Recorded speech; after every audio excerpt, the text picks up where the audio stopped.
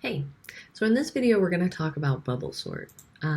So in an interview, a lot of the time you will be asked to solve a problem, but sometimes you'll be asked to just do an implementation of an algorithm, or you'll be given a problem that's so specifically worded as to call for a particular algorithm.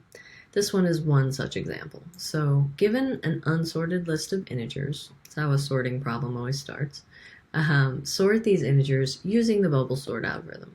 Return the number of swaps required to sort the list.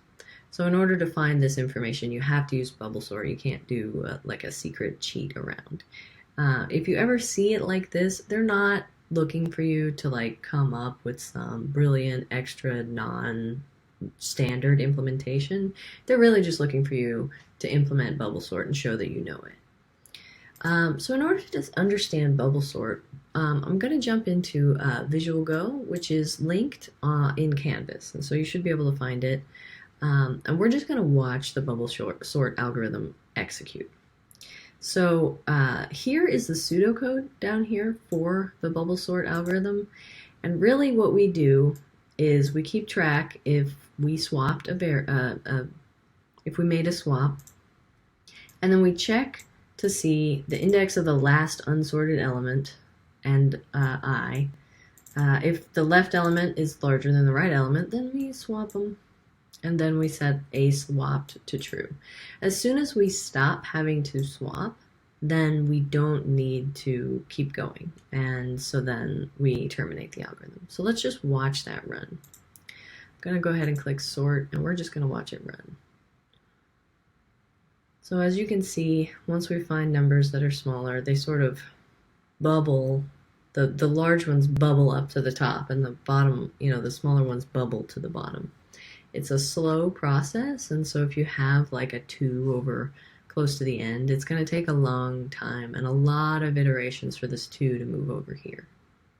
So this sort is not a terribly efficient sort, and it's obviously not linear. It's well, I don't want to give it away, but it's obviously not linear, right? We're having to go over the list many times. Basically, once to get every element to the spot where it needs to be, which could be all the way on the other side of the array.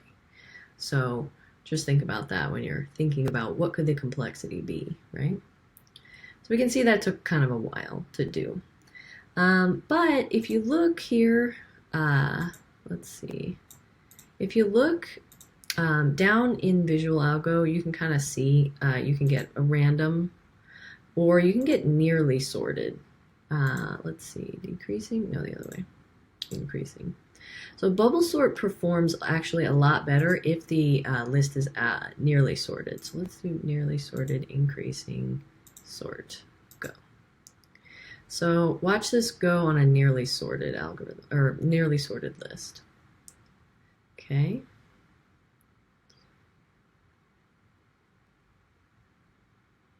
Way faster. We only passed over the list twice.